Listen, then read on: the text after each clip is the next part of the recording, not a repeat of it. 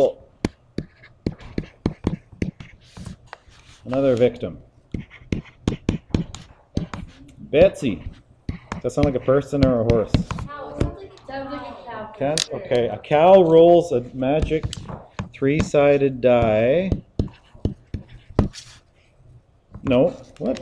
Twos, yeah, I wanted dice. Rolls two magic three-sided dice. Now, why are they magic? No, Betsy's not magic. The dice are magic. But it was really magical. What does a three-sided die look like? A triangle. I don't want to take too much time with this, but like that? How many sides does that have? 3. No. No, it's 4. Yeah. So I first thought to myself, well, three-sided die. I was writing the question out, and I thought, well, does that even exist? Well, it does. I thought about it some more. It doesn't say anywhere that you can't have rounded sides, does it? So you can make a three-sided and then round parts, so it will always fall on one of the three sides. So anyway, I kept the word magic in there. I didn't think they existed, but I'm sure there's some somewhere. Okay, Betsy. She tries to roll a sum of 6. Why? Do we care? Not really. Exactly. Okay, because she wants to. Because then she can move on her die on her, or not her die, her man on her game, and I don't know, win. Okay, it's called like fun board games. You guys ever do those anymore? No one does it. Okay, so anyway, she wants to roll a sum of 6. And then she wants to, this is a math game after all, she wants to roll a prime number sum. So we can kind of expect you to remember what a prime number is. Who does? Give me an example of a prime number. 7. 7 is, yeah. What's another one? 13. 13 is. Okay, so we kind of know what those are. Well, can't you see? Got it? Okay, yeah. 3, 7, someone said 13. Okay, these are prime numbers. What's some others? What's some others? Because it's important. We got to know which are and which aren't. 5. 5. Anything between 3 and 5? Like 4? No. Why? Just 2. Yeah, because there's more than 2 different factors in 4. Whereas 3 only has 2 different factors. In kiddie school, you were told the prime number is something, only that number and 1 goes into it. Right? The only thing that goes in 7, the only factors of 7 are 7 and 1. The only factors of 13 are 13 and 1. But then we didn't really talk about, well, 2, the only thing that goes in 2 is 2 and 1. But then you get the weird one. And this is going to, actually, you know what? It doesn't even matter here, does it? 1, is that a prime number? No. No, because I told you in grade 10 it's not. Because there are no 2 different factors that go into 1. 1 is 1 times 1. There's not 2 different numbers. Okay? Yeah, so a team of math professors got together and they spent a 3-month math party coming up with this rule. Okay? All right. So 2 is, 3 is, 5, 7. Just memorize 1 isn't. Okay? 11 is one we're missing here. Okay, but this is beyond what we got. Now, you can try to do this in your head, or like on our project, maybe it's nicer to do a sample space. Write it out. I got 3-sided dice. And if I give you a box like that, okay,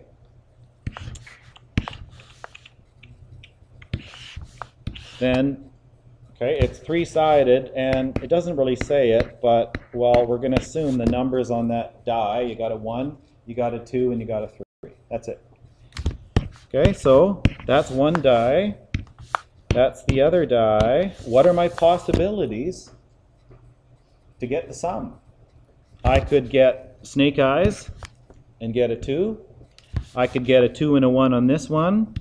3. I could get 3 and 1. 4. Right? Same thing this way. I could get a 4. 3 and a 2. I could get a 5. And I could roll a 6, which is what she's trying to do, first off. Are there any other possibilities for rolling 2 3-sided dice? That's your total sample space. What are the total number of possibilities here when you roll 2 dice? Count it up. 1, 2, 3, 4, 5, 6, 7, 8, 9. 3 times 3. Okay? How many options do you have to go get a sandwich? There's 3 types of bread. There's 3 types of meat. 3 times 3. There's 9 ways to get that sandwich. Okay? There's 9 ways to roll these 2 dice. A. Are these 2 events mutually exclusive?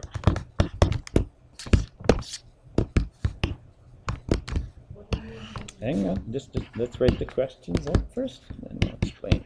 Determine B.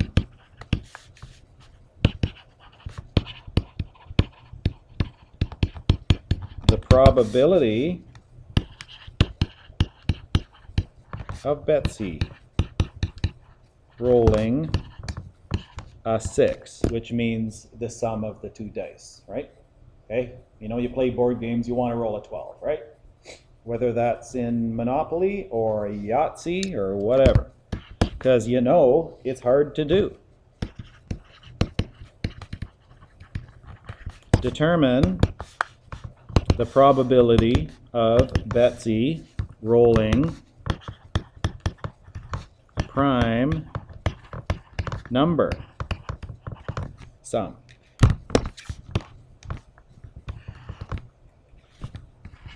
D. Determine the probability of Betsy 6 or a prime number sum. So these are the 2 events, okay? Rolling a 6, rolling a prime number sum. Those are the 2 events. And E. Determine the probability of Betsy. This is a different event. Doubles. I haven't played Monopoly in quite some time. Isn't that how you get out of jail? Roll a double? Yeah? Okay. We should play.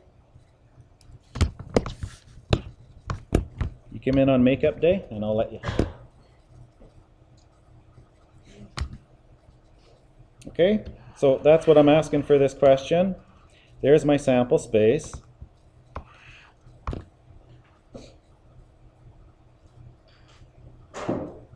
Are these 2 events mutually exclusive? That is, rolling a 6 or rolling a prime number. In other words, can you roll a 6 and a prime number at the same time? In other words, can you roll a 6, which is a prime number?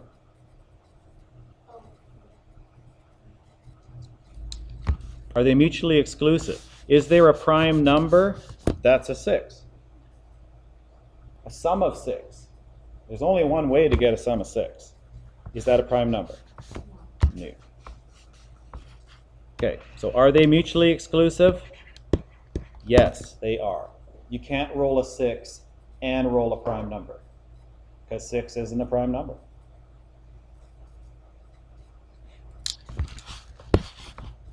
Okay. Determine the probability of Betsy rolling a 6. Well, that's why I want to put this grid here. How many ways can she roll a 6? Yeah. You can see that visually if you do this. Otherwise, if you don't do that, you try to do it in your head. Well, how can I get up to a 6? It's only 3 plus 3. Okay, so this is now probability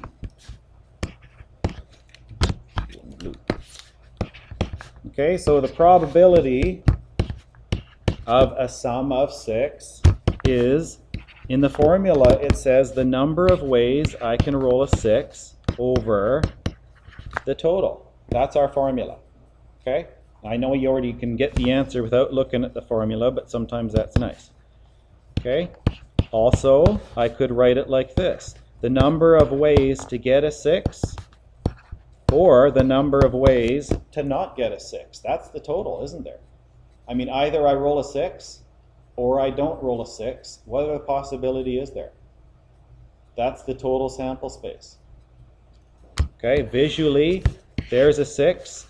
Here's all the other options to not get a 6. Okay, so I hope we can come to the conclusion that's 1 over, what's the total sample space again? 3 times 3, there's 9 boxes there. That's the probability, 1 in 9. Okay, maybe the book will have that as a decimal. Same thing. All right. Determine the probability of a prime number sum. That's C. C. All right, prime number, what's that? Well, is 2 a prime number? Yeah. 3. Okay, 3. Yeah, I could get a prime number that way. I could also get a prime number that way. Those are different events. I could get a 2 on one die and 1 on the other, or I could get a 1 on the first die and 2 on the other. That's why it's in here twice. Okay, 5, I could get that, or I could get that. So a prime number, is there any others? 4 definitely isn't, because you know there's more than 2 factors. 6 definitely isn't. There's more than 2 factors. Okay, there's my options. Okay, I got 1, 2, 3. There's 5 ways I could roll a prime number sum.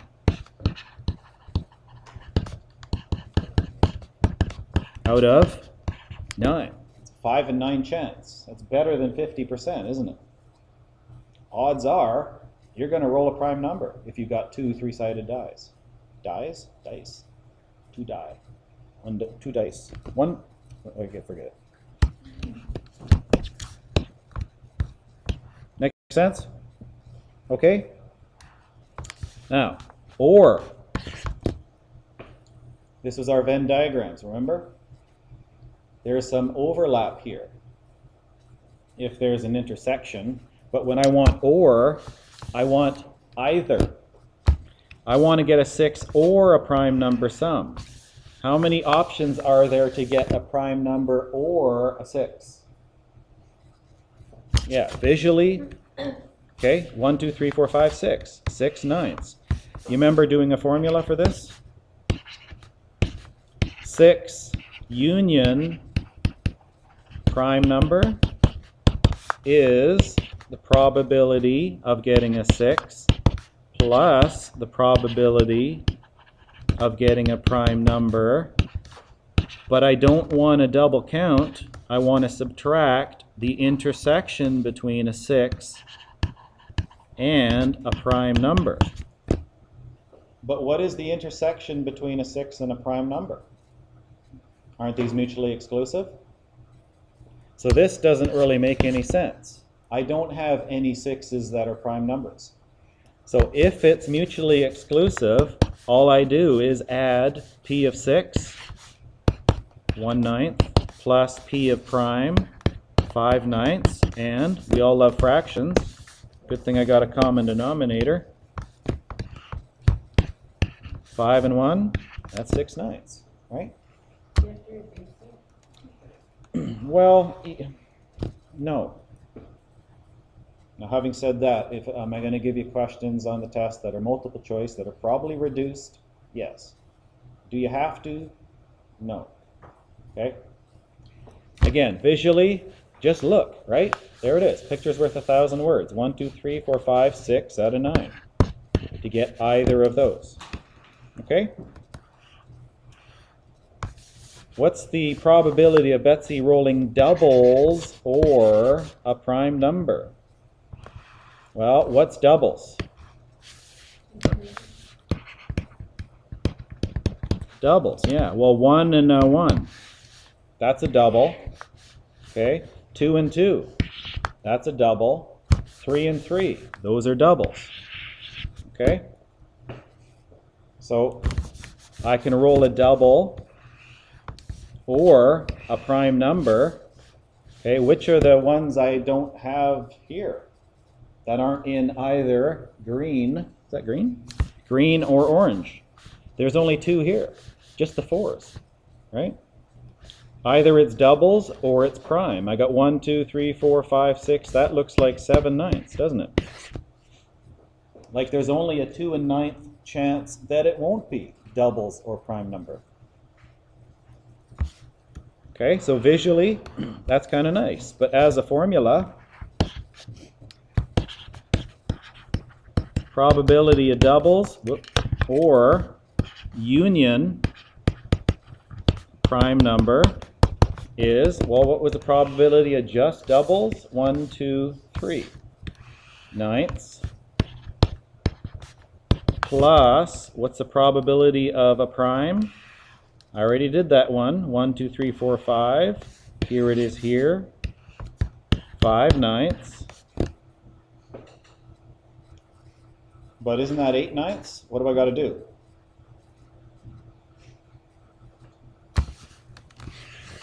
I have to subtract the intersection, or it's not going to work. I know it's not 8 ninths, it's 7 ninths. Which ones are doubles in prime number? That one, okay? No, sorry, 2. It's that one, doubles in prime number, okay? That's an overlap, right? It's an intersection. If I'm doing a Venn diagram, 2 is a double and a prime number. I can't count it twice, because I know the answer is 7 ninths. I got to subtract that 1 ninth, okay? That gives us our 7 ninths, the number we're looking for, okay? So that formula we've seen before. Any questions? Now, actual Venn diagram. Another example.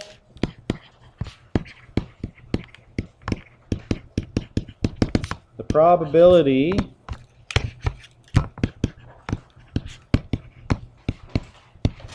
that Bilbo goes to the gym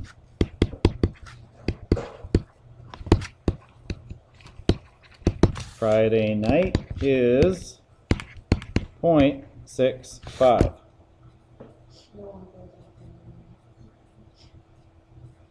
Isn't that the most popular night to go? Before you go out? Is that, can I make this percent? What's 0.65 as percent? Yeah, I'm thinking of the first question on the quiz. I'm like, well, you've said that before. Okay, yeah. Is 65% greater than like 40%? Is there more probable that someone will go to the gym if you got a number of 0.65 versus like 0.4? Yeah. The probability that Bilbo meets a guy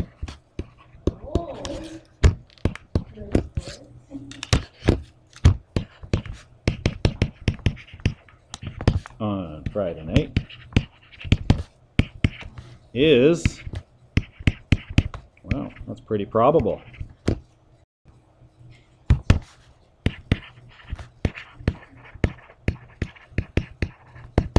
Are those mutually exclusive events? The probability that she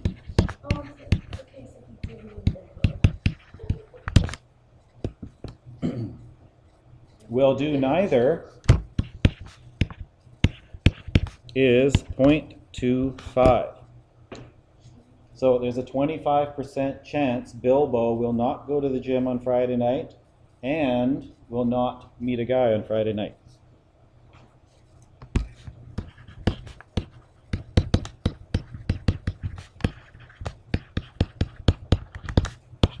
Are they mutually exclusive? A. And B,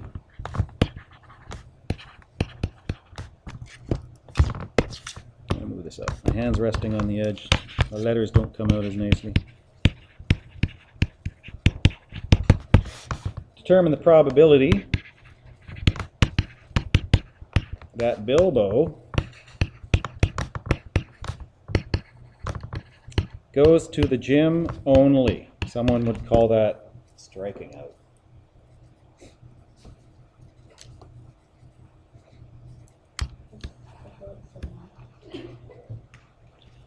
Any resemblances to real people or celebrities is purely coincidental. All right. So, are they mutually exclusive? Common sense says, well, you know, can you go to the gym Friday and meet someone? Yes. Sure. But for this particular example, you got to kind of look at the numbers, okay? Because for this example, maybe it is mutually exclusive. Now, this gets a kind of complicated, but there's a 0.65 chance that Bilbo just goes to the gym. There's a 0.5% chance that she just meets a guy. Okay, that's already over 100%, isn't it? Yeah. You then need to look at this one. The probability of neither of those happening. And if that is equal to 100%, you don't know. Maybe this is mutually exclusive. Okay? So I don't want to delve too much into that, but because those are definitely greater than 1.0, which is 100%, right? Because these are decimals, then, okay, it's not mutually exclusive. But in a certain question, in a certain situation, it might be so, okay? But I'm not going to spend too much time on arguing either way, for or against that. All right. We've done this before. The only difference is it's not in percent. This is our Venn diagram we did in chapter 3. Okay, it's in a decimal. If you want to make those percents, go right ahead. Okay, times each one by 100.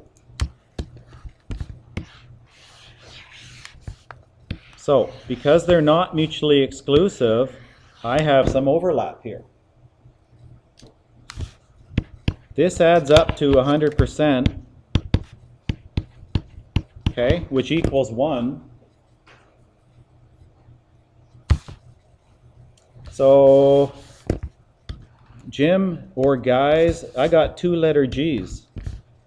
So how about Jim and meet dude?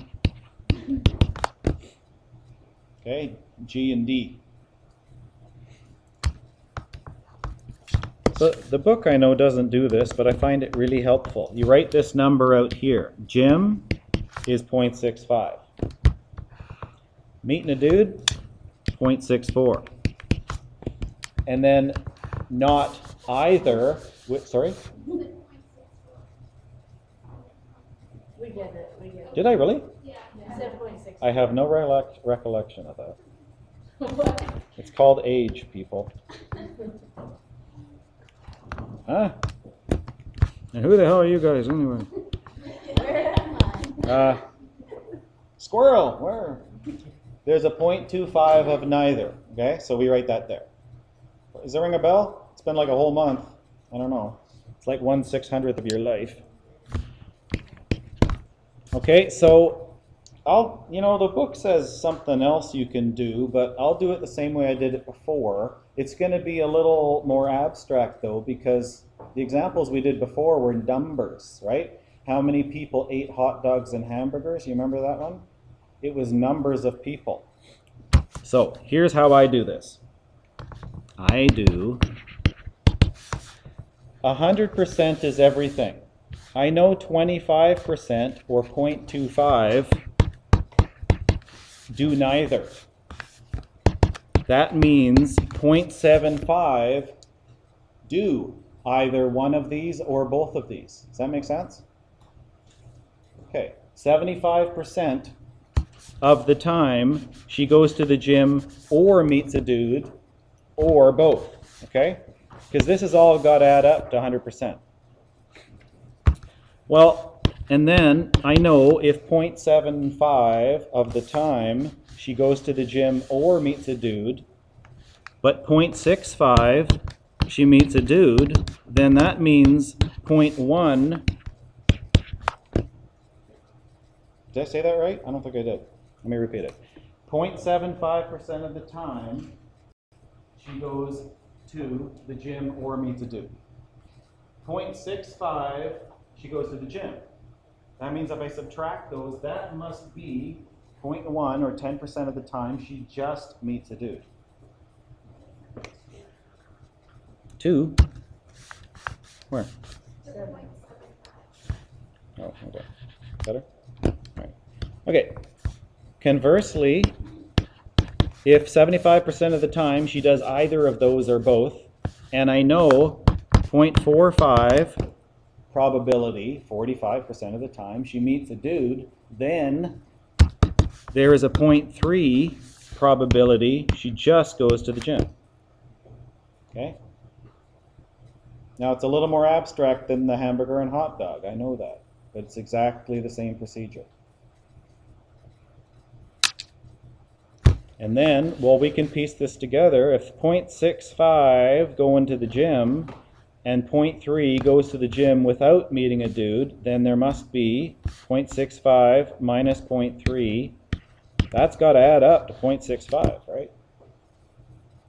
And same thing. This has got to add up, that whole thing, to 0.45. And does it? Yes. Okay? And then double check. Do it that way. Does this plus that plus that plus that equal 1? It's got to all add up. Okay? Yes, it does. So that's how we did it before. Okay, as a formula, maybe you would have liked to do this.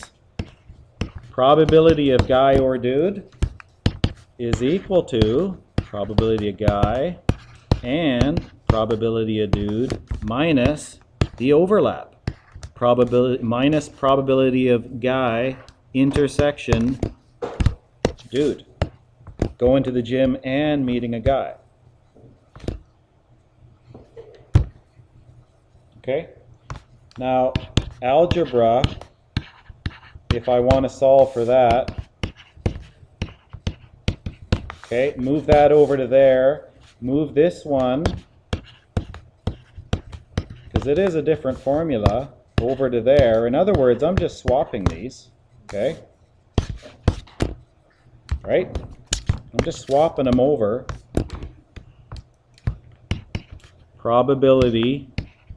The overlap is what I don't know. I know this is 0.65. I know the dude is 0.45. Okay? And I know this is the probability of a gym or dude, I'm confusing myself, is 0.75. Okay? 1 minus not either, which means either is 0.75. Okay? Which is 1.1 minus 0.75. Well, if you just want the intersection, that's I already got the decimal, 0.35. Okay, you can do it that way. What the book says, which can also help, is a third way. Well, remember me going, well, I know that's not mutually exclusive because it's more than 1. Well, what's my overlap? I'll do use a calculator this time. Okay, what is 0.65 plus 0.45? 45 plus 0.25. That's 1.35. Okay? And that means there must be 0.35 probability of overlap. Okay? That's how much I'm counting twice. Does that make sense? Yeah, there's another way to do it. So you can start there, but always answer the question. It doesn't ask for the probability of Bilbo going to the gym and meeting a dude, it says, what is the probability of being able to just going to the gym without meeting a dude? That's 0.3. Okay, once you got this, the rest should be easy. Okay?